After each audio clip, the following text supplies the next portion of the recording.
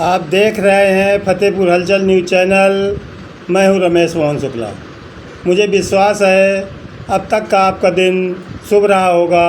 आप स्वस्थ होंगे, सानंद होंगे और प्रसन्न होंगे।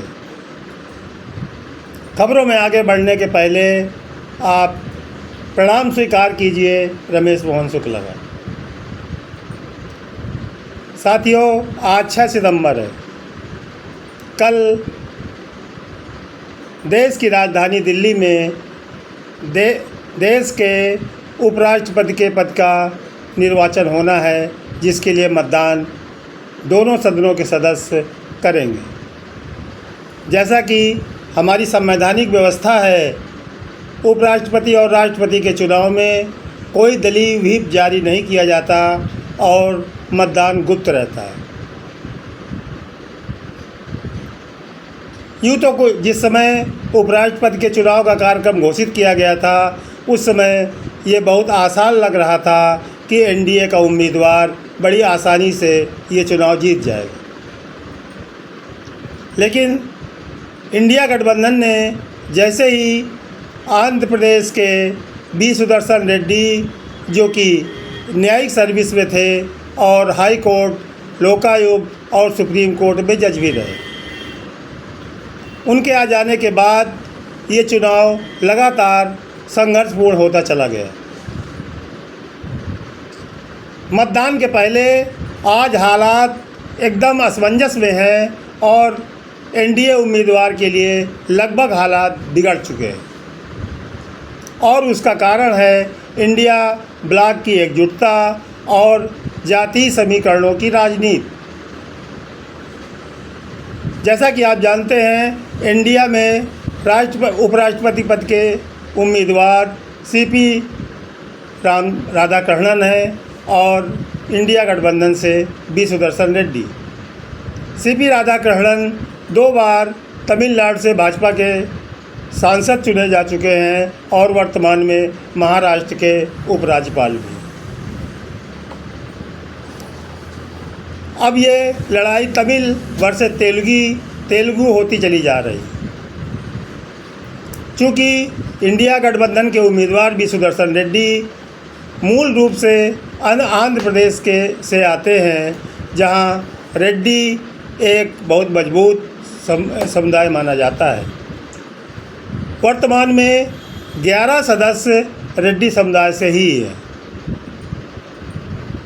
और ये चुनाव आंध्र प्रदेश, तेलंगाना और तमिलनाडु के लिए प्रतिष्ठा का भी प्रश्न बन चुका है। जो हमारे विश्वस्त सूत्र बता रहे हैं कि आंध्र प्रदेश के 2 परस्पर विरोधी दल टीडीपी और वाईसीपीआर भी उपराष्ट्रपति चुनाव में एक साथ आ चुके हैं। क्योंकि ये न केवल आंध्र प्रदेश की अस्मिता का प्रश्न है, बल्कि रेड्डी, जो कि वहाँ पर एक बहुत बड़ा प्रभावी समुदाय माना जाता है दक्षिण में, उसका भी है। इंडिया ब्लॉक की एकजुटता एनडीए को मुंह चढ़ा रही है और हालात यहाँ तक आ गए हैं कि स्वयं गृह मंत्री अमित शाह इस उपराष्ट्रपति पद के चुनाव की कमान संभाल चुके हैं। पूर्व में यह कमान रक्षा मंत्री राजनाथ सिंह को दी थी, जिनसे यह कमान अब छीन ली गई। कल जैसा कि एक वीडियो वायरल हो रहा था कि गृह मंत्री विपक्षी खेमों में इंडिया गठबंधन के दलों में भी सेंध लगाने की पूरी कोशिश कर रहे हैं। कल उन्होंने समाजवादी पार्टी के एक वरिष्ठ सांसद राजीव राजी को भी फ़ोन किया था, जिनका वायरल फ़ोन सोशल मीडिया में काफ़ी वायरल भी हुआ। हालात एकदम कॉन्स्टिट्यूशन क्लब के चुनाव की बात पहुंच चुके हैं, जहां अमित शाह और मोदी के कैंडिडेट संजीव बालियान को सर्वदलीय कैंडिडेट राजीव प्रताप रूडी ने 102 वोटों से हरा दिया था। कहने का आशय ये है कि ये उपराष्ट्रपति पद का चुनाव मोदी और शाह के लिए गले की हड्डी बन चुका है। खुदा न ख्वास्ता यदि संयोग से 9 सितंबर को होने वाली मतगणना में यदि एनडीए का उम्मीदवार चुनाव हार जाता है तो ये मोदी और शाह की सत्ता में आखिरी कील साबित होगा। दोनों गठबंधन के बड़े बड़े नेता इस समय रणनीति बनाने में लगे हुए हैं और एक एक सांसद के लगभग संपर्क में। आज रात तक सारे सांसद, चाहे वो लोकसभा के हों या राज्यसभा के, नई दिल्ली पहुंच जाएंगे, जहां कल मतदान होना है। अब ये मतदान में कितनी क्रॉस वोटिंग होगी इसका अंदाज़ा लगाया जाना बहुत सहज हो गया है, क्योंकि एनडीए गठबंधन से जो वर्तमान में कैबिनेट मंत्री हैं श्री नितिन गडकरी जी, वो भी बागियों का सरदार बनने की मुद्रा में लगभग आ चुके हैं। और यदि ये क्रॉस वोटिंग आरएसएस या नितिन गडकरी के प्रभाव वाले सांसदों द्वारा इंडिया गठबंधन के उम्मीदवार के पक्ष में किया जाता है तो निसंदेह इंडिया गठबंधन का प्रत्याशी चुनाव जीत जाएगा। जैसा कि मैंने कहा कि इसके लिए गृह मंत्री अमित शाह और प्रधानमंत्री मोदी स्वयं एक एक सांसद से संपर्क करने का प्रयास कर रहे हैं। अब ये तो 9 सितंबर को ही मालूम चलेगा कि किसकी रणनीति कितनी कामयाब रही, लेकिन इसमें कोई शक नहीं है कि यह उपराष्ट्रपति पद का चुनाव मोदी और अमित शाह की सत्ता के लिए गले की हड्डी बन चुका है।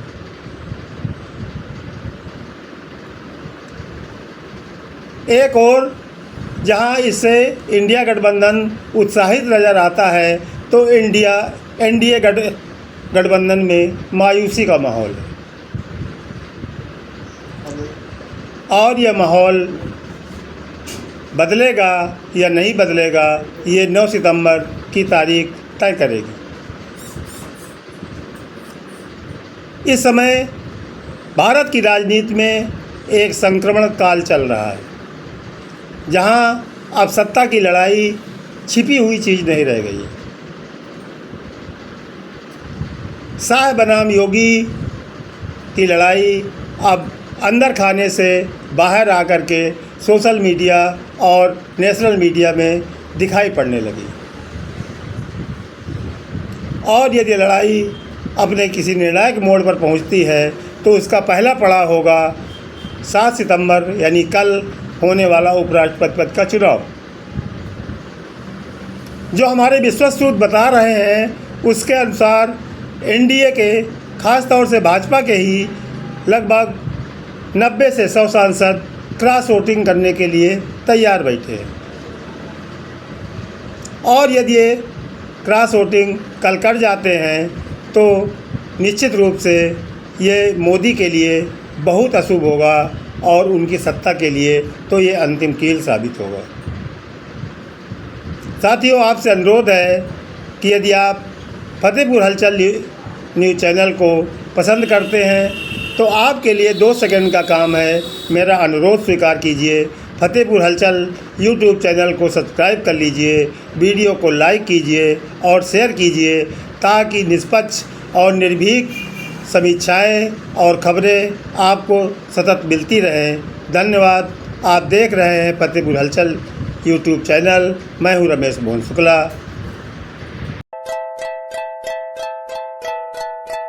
हम आपको दिखाएंगे, देश को दिखाएंगे कि सिर्फ माधवपुरा में चोरी नहीं हुई है।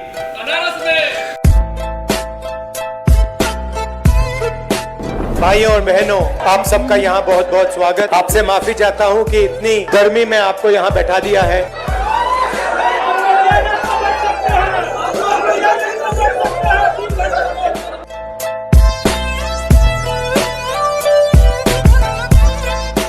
याद रखिए, ये जो आरएसएस के लोग हैं, ये तिरंगा को सलूट नहीं करते थे, ये नहीं करते थे।